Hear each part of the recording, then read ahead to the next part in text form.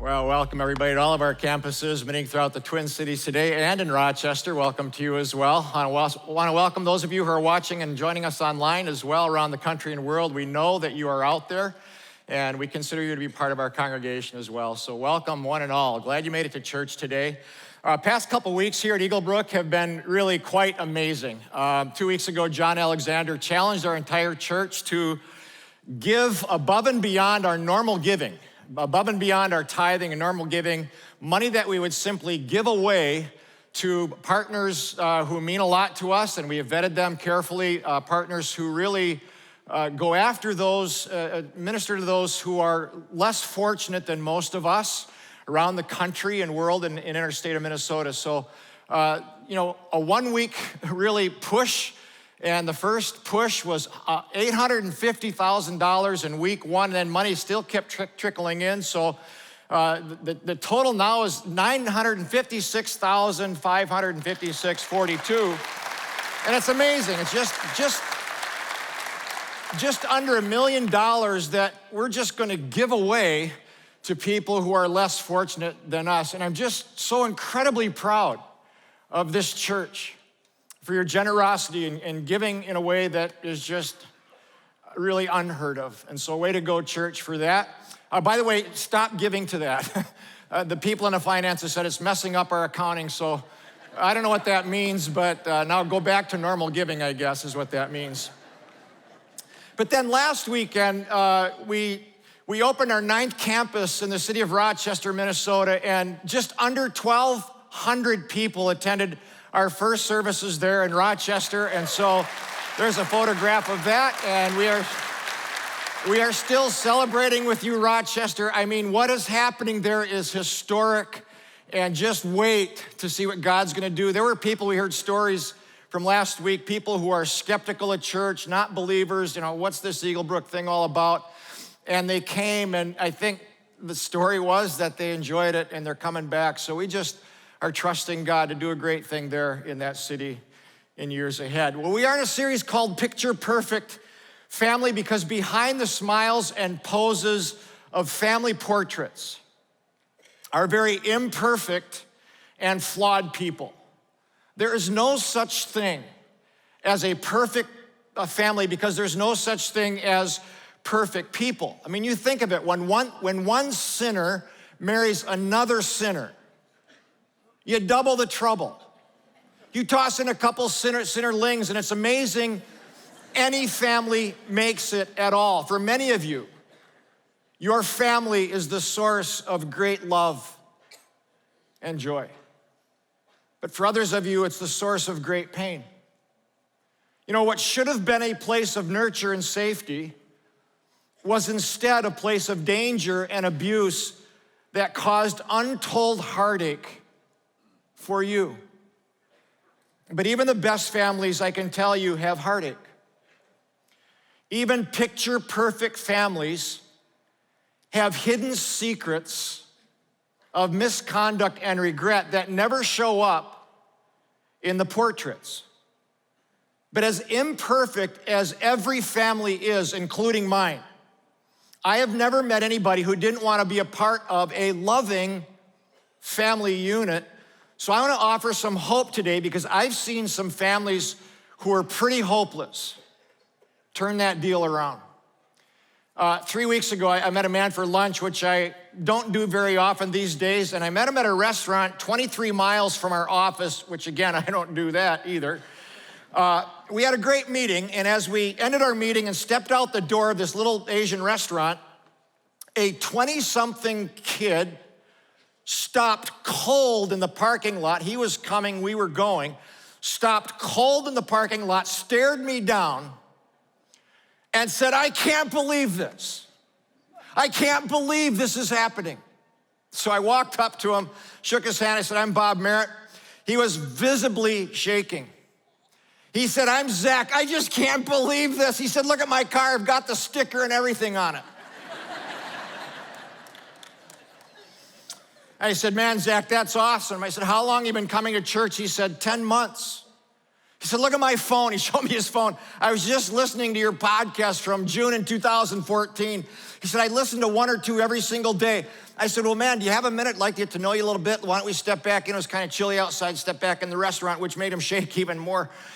But we sat in the doorway of this tiny little restaurant over near Stillwater, and Zach said, I just came from the DMV right next door to this place, where I became a legal driver again. And he had to get his car fixed for a breathalyzer, and he was rejoicing over that, texting his mom and dad, and the very next moment, the very next person he bumps into is me.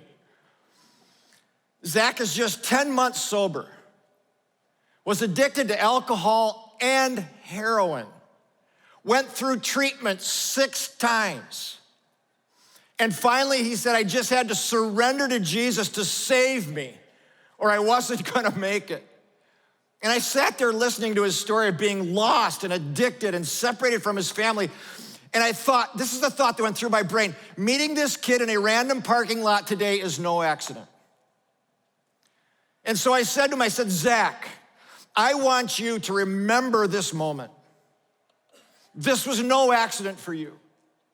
I've never been to this restaurant. I rarely go out to lunch. I'm 23 miles from my office. I rarely do that. And you've never been to this restaurant. You just happen to be here because the DMV is right next door. I said, so Zach, remember this moment.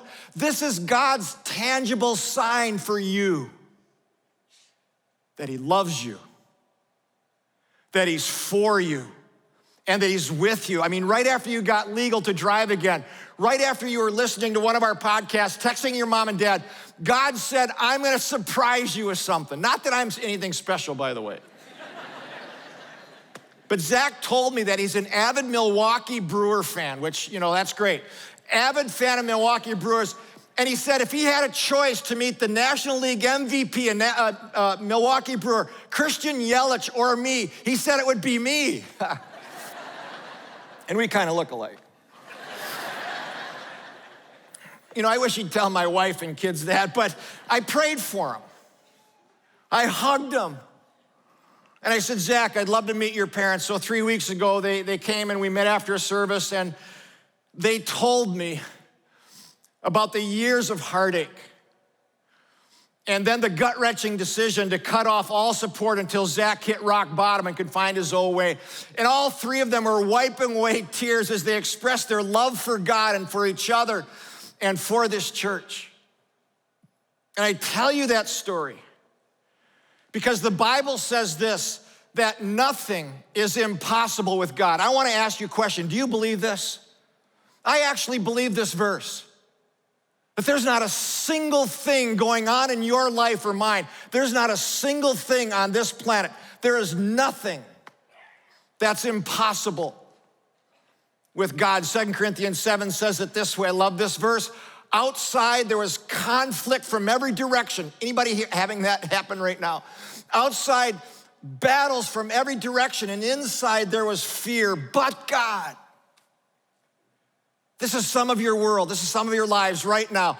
Battles on the outside, fear on the inside, but God. Anybody can relate to this? Just battles. Battles all over, battles on the outside, creating fear on the inside. But God, I'm telling you, can save you. God can heal you, restore you, and do a miracle for you. Maybe your family's not in crisis like Zach's family was.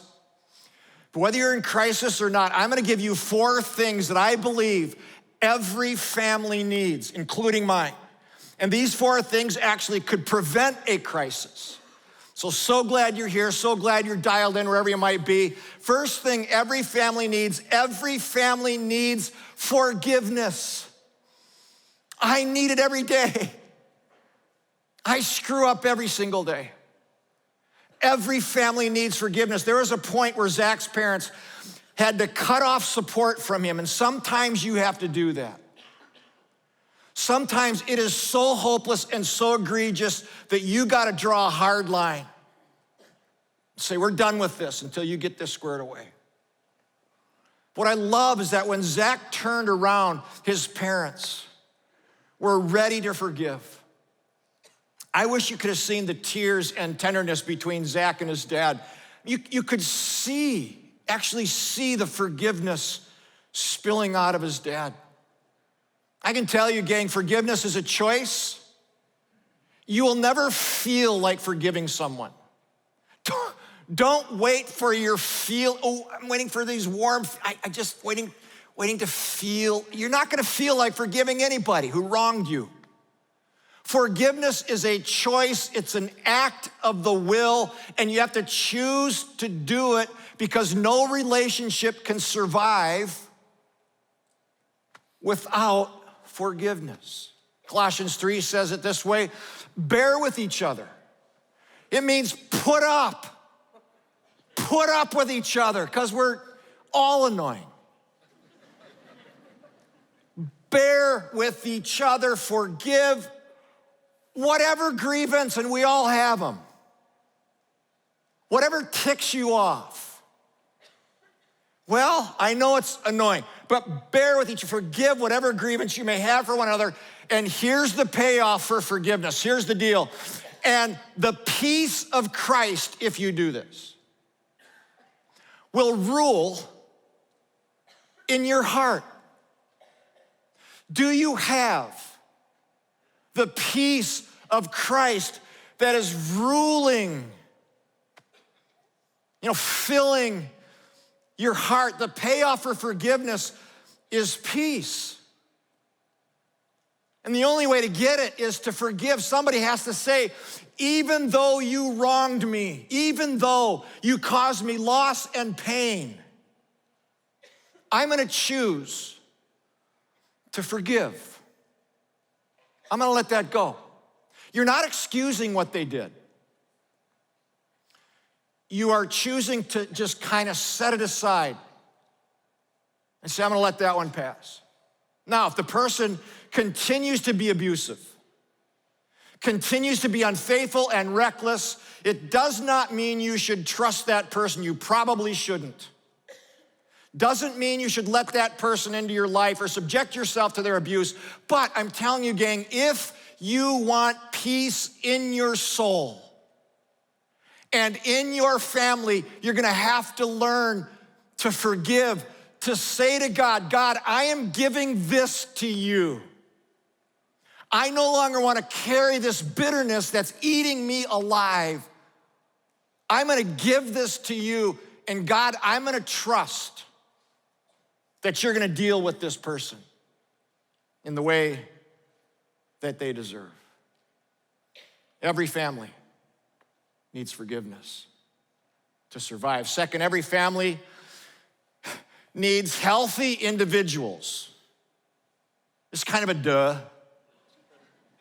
But your family is only good as each person in it.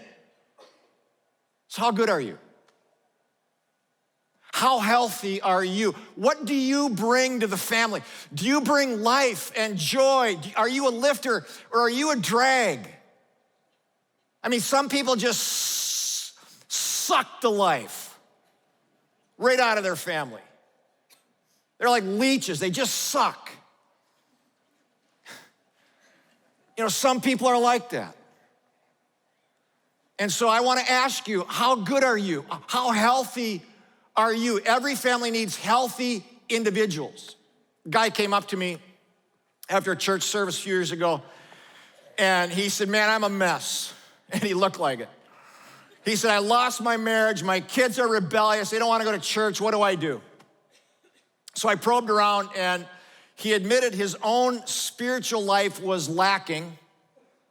And so I said, look, I don't mean to be harsh, but you gotta lead the way in your family. And I say this to dads all the time.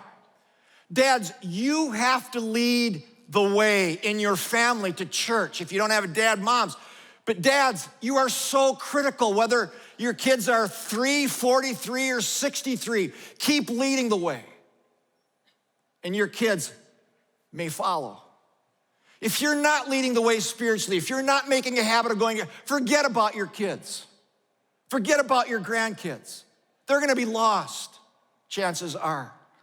So I said, you gotta show your kids that you're serious about God and faith. If your kids, I said to this guy, don't wanna go to church, you go anyway. Start leading the way and showing them what's important to you. So he did. He started coming to church alone every weekend, and God started to speak to him.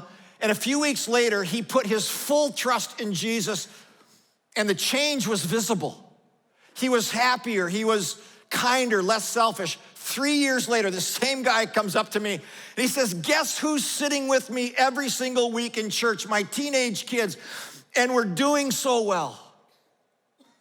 And it all goes back to what you told me about leading the way and being a spiritually healthy person myself. By the way, healthy people identify their flaws and take steps to correct them. So what are some possible flaws or sins that tend to damage families?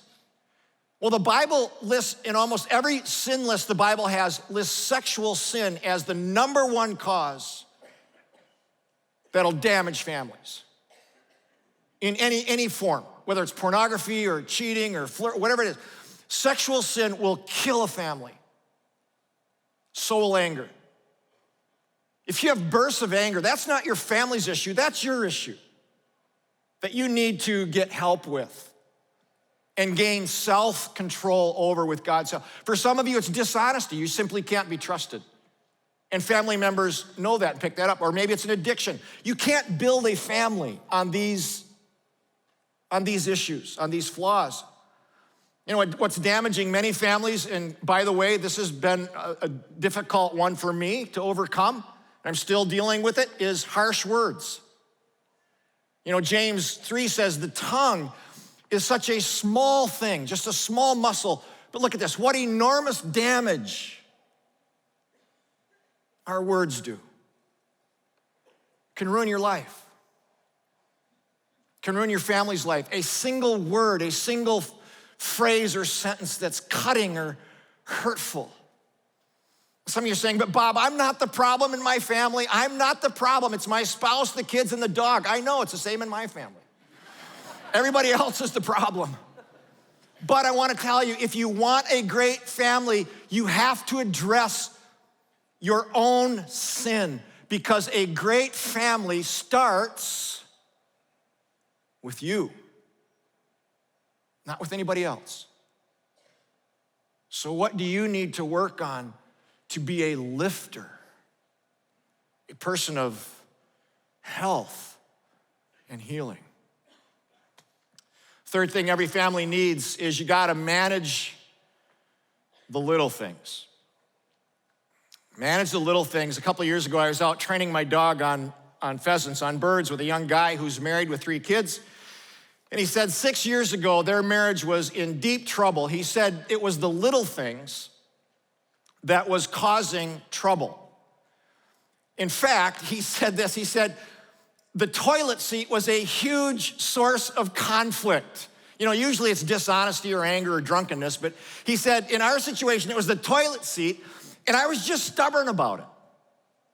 He said, I thought, if I lift it up, she can put it down. And we battled over this stupid thing until it really became a contentious issue. Now, fortunately, they sought counseling, and finally, their counselor looked at the guy and said, she's going to divorce you, put the toilet seat down. He said it saved their marriage. I mean, that single statement was communicating to him, it's these little things that we're just stubborn about, we're prideful about. I'm telling you, gang, nobody suddenly falls out of love. They don't just suddenly wake up, I'm not in love anymore.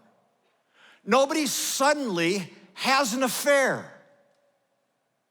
It's little compromises along the way, little things.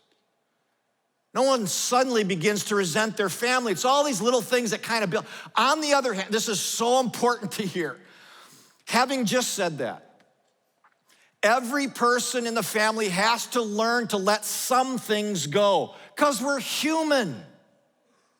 We have flaws, we're annoying, we do things that are annoying. So my wife has had to overlook things like pheasant feathers in the sink and a deer carcass under the deck, just normal stuff.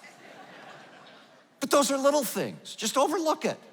Don't have a hissy fit over that. You know, she doesn't, that's just a phrase that we use, right? I've had to accept that she'll never eat venison. Used to drive me crazy, free meat. I've had to overlook, and this is a minor thing that used to drive me crazy, but she will take my fork away before I'm done eating because she likes to clean up and have everything clean, and I'm like, I'm just halfway through it. I used to get all worked up about this. Now I just get up and get another fork. Or 2 or 3. I mean, I think the record's like 3. Because here's the deal, gang. All of us are annoying. We all are. We're human. And if you pick on every little thing, it's gonna destroy your life, gonna destroy your family. 1 Corinthians says it this way, wouldn't it be better just to let yourselves be wronged? Kind of a weird verse. It just means let some stuff go. If you make a big deal out of every little thing, you're gonna lose your marriage. You're gonna lose your family. Manage the little things. Fourth today, every family needs affirmation. This is so important. There's not a person alive who doesn't need regular doses of affirmation, encouragement. I don't know about you, but I'm very insecure. And I need to be assured every day that I'm loved, that I'm forgiven and valued and cherished. Man, affirmation for me is like oxygen that just lets me breathe and feel good about who I am. And I can tell you that every child, whether they're 3 or 43, needs to be affirmed. Every single day. Your husband needs affirmation. Your wife needs affirmation. Every day. Some of you are saying, but Bob, there's nothing to affirm. Yeah, I know. It's tough. I talked to a few parents a while ago, and one woman said, my son swears at me all the time. Another lady said, Lydia, my daughter, told me to shut up. Can you believe that? Just told me to shut up. So it's hard to find things to affirm sometimes, but I'm telling you it's there. I want you to see what the Bible says about your children and about your spouse if you have one, about your siblings if you have them, about every human being who's here. I want you to see what the Bible says about you and those in your family. Look what it says, for you, God, created my inmost being. God, you knit me together in my mother's womb. It means that God thought about every little detail as he is stitching you together, knitting you together in your mother's womb. You are a one of a kind. He says, I praise you because I am fearfully, and look at this word, I am wonderfully made. The Bible says that your son or daughter has been wonderfully made. Marred by sin, for sure. Sinful. Little monsters, for sure.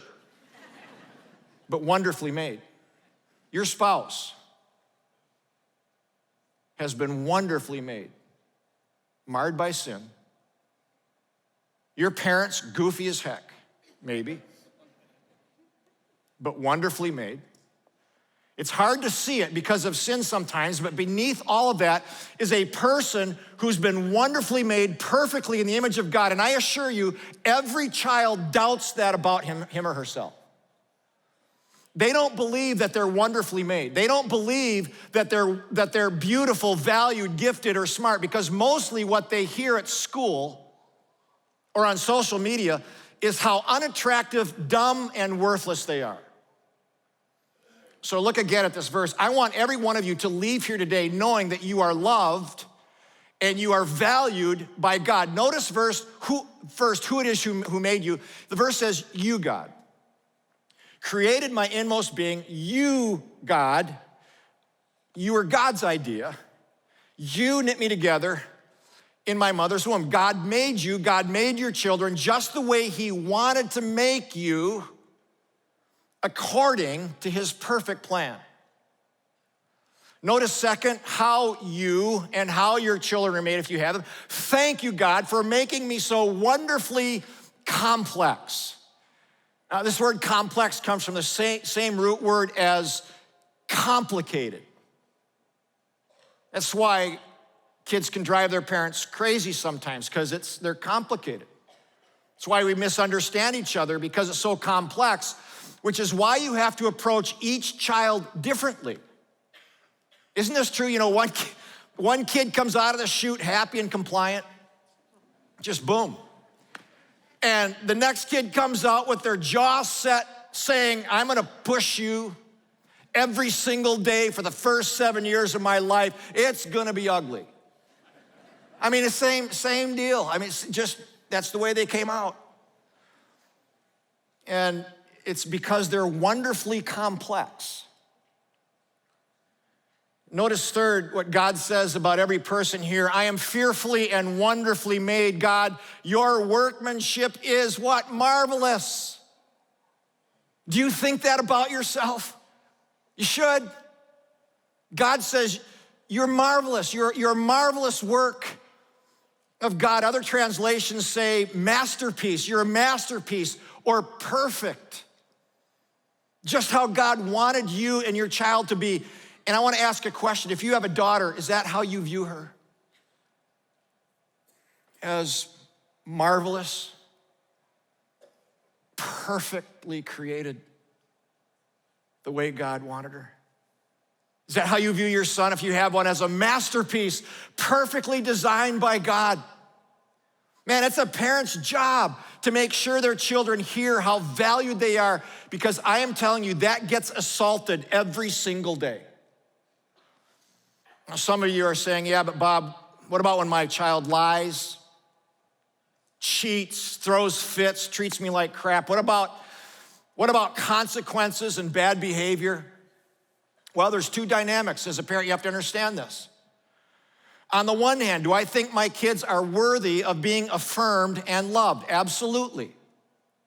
On the other hand, do I think my kids are sinners who need correction and discipline? Absolutely. So as a parent, I have to help my children, whom I love and cherish, and grandchildren, by the way, learn. I have to help them learn that the same sin and darkness that plagues my life is a part of their life, and if not dealt with, will eventually destroy their life. Their friendships, career, you name it. So there's two things. You got to figure that out. They need to be affirmed, but they also need to be corrected and disciplined. But I'm telling you, every child, every single child is starving for affirmation. To hear their dad say, I love you, I'm so proud of you. To hear their mom say, I'm so glad you're my son. I'm so glad you're my daughter. Every child needs it. Several years ago, I would say to my son after basketball games, I'd say, Dave, you played a great game, but you need to drive harder to the hoop. Move your feet on defense, crash the boards. And I said it with some edge. My one affirmation, you played a great game, got washed out by 3 criticisms. Finally, one day my wife pulled me aside. She said, Bob, he wants your approval so badly that he's almost afraid to try. For fear he'll fail you. To this day, I regret saying those things. Author John Eldredge, you ought to read John Eldredge, by the way. If you're not, you should. Dads especially, parents. John Eldredge calls this the father wound. He says that most fathers end up wounding their sons. Verbally, being harsh, not being around. Most fathers wound their sons and their daughters, and that wound goes deep. Eldredge says it this way: every son craves his father's approval. And if he doesn't get it, he'll spend the rest of his life feeling deeply insecure, unworthy, and never good enough, and end up acting out in weird ways. How often do we need to encourage and affirm our children? I think every single day. Hebrews, Bible says it this way, encourage one another daily. Why daily? Because we get discouraged every day. Battles on the outside come at us every single day, fear on the inside. So encourage one another daily. He goes on to say it this way, let's think of ways to encourage each other. Think of ways, look for ways, make up ways. Send a text today. Easy to do. How come we don't do that? I've been trying to pay attention to the little promptings that the Holy Spirit gives me in my life just to send an encouraging text to someone. Let's look for ways to do that. About 15 years ago, our family took a 3-day trip along the North Shore in Minnesota, and that February, I was not doing well emotionally. We unpacked our stuff, and I realized that I'd packed all of the skis, but I forgot the ski boots. And that was just enough to tip me over the edge. And so I started saying things like, how can I be expected to keep track of everything? How can I be responsible for the kids' stuff, my stuff, everybody else's stuff? I was just blowing off steam that had built up over several weeks. Well, by day 3, my lousy mood had pretty much ruined the trip. But I thought maybe a 3-mile family hike to Carlton Peak would lift our spirits. When I mentioned this hike to the family, nobody responded. Silence. So I guilted them into going. In silence, in protest, finally about halfway up the mountain, I turned around, I began lecturing everyone about their attitude. And about family vacations, and is this the thanks I get for sacrificing for all of you? Well, by then, 2 were crying, and 2 are just spitting mad. And so we turned around and went back. That afternoon, it was pretty quiet around the condo. I went off by myself to a room alone. The others went off by themselves. And an hour later, I heard a soft knock on my door. And it was my 14-year-old daughter, Meg. She came up to my room and she handed me a card that she had made. And then without saying a word, she turned and walked away. On the front it said, Dad. And I turned it over, and this was that card. I still have it. I'm sorry for having a bad attitude, for ruining your time, for being selfish. Please forgive me. Love, Mick. And it broke my heart